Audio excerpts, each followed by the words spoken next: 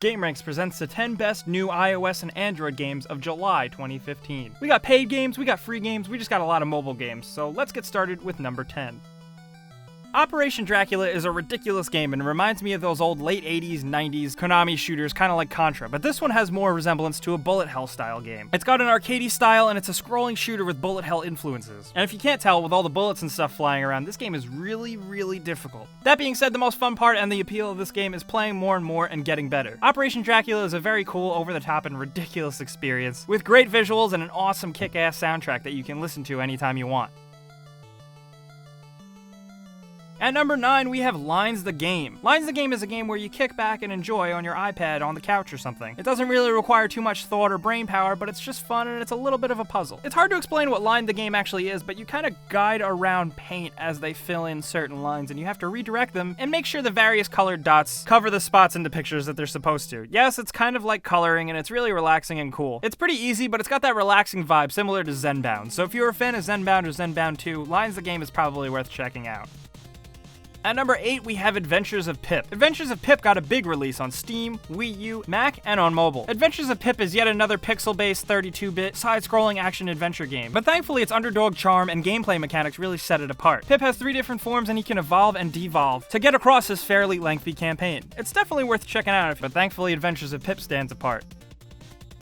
At number 7, we have the Silver Bullet. Silver Bullet is pretty cool because you pay $3 and you get the entire game. There's no bullshit. There's no bullshit or freemium anything, and the coolest part is that it also feels like a late 90s action game. It's an action-based top-down twin-stick shooter in which you play as Kali, the goddess of death, who runs around with 2 handguns and shoots all kinds of vampires, soldiers, gang members, and monsters and demons. It's got some story and some lore to it that you might care about, but the coolest thing is that it's 32 levels long, and these 32 levels come with cutscenes and dialogue. We highly recommend checking out Silver Bullet.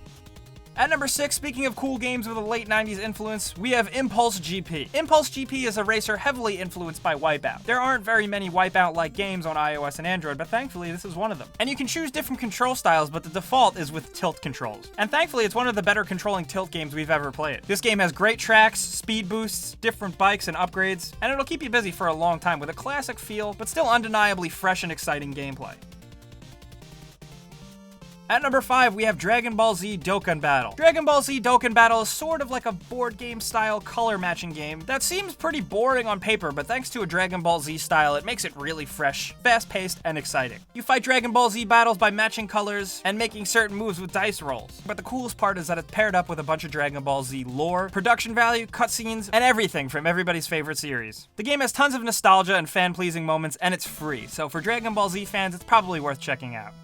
At number 4, we have probably one of the weirdest games on this list called The Executive. Executive is a weird game where you run around and flame kick werewolves and do acrobatic stunts and run through a skyscraper smashing walls. It's a really fun side-scrolling action game combined with the mechanics of an endless runner. It's really funny, wacky, and over the top. Pretty easy to play with one-finger touch control, and thankfully all the economy and freemium stuff is pretty unobtrusive. I've been playing this one for a while and it can also get pretty challenging, so if you're up for it, definitely check out The Executive.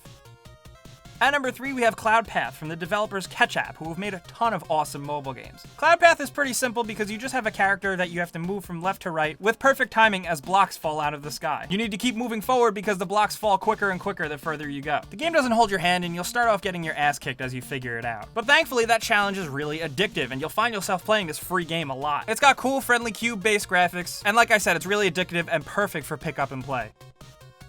At number 2, we have Angry Birds 2. Yes, the Prodigal Son has returned with an official sequel to the first Angry Birds game. This is, of course, the 13th game in the Angry Birds line of games. But to justify it being called Angry Birds 2, Rovio has added a bunch of new features and completely different gameplay concepts to really make this feel like a sequel. Levels are now made up of multiple different screens in different sequences in which you have to manipulate the changing environment. There's all different sorts of things that redirect the bird that make the puzzles much more difficult. There's also a pretty inspired endless survival mode that you can play against other players, and it's really interesting and probably one of the more unique Angry Birds experiences we've had yet.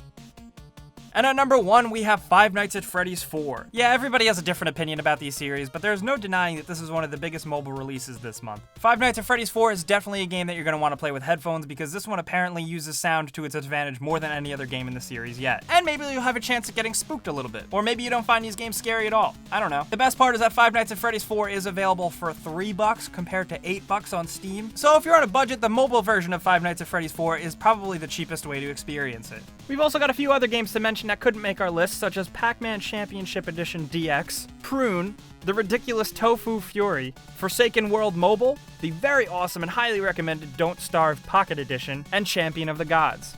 So guys, those were the 10 best games coming out for iOS and Android this month. Of course, in the mobile market, tons of games release every day, so we want to know what you're playing this month. Let us know in the comments. Let's talk about some mobile games. And of course, if you like this video and maybe found a new game to enjoy, click the like button because it really helps us out. It's like giving us a tip. And if you're new, subscribing is the best thing you can do because we put out videos every single day.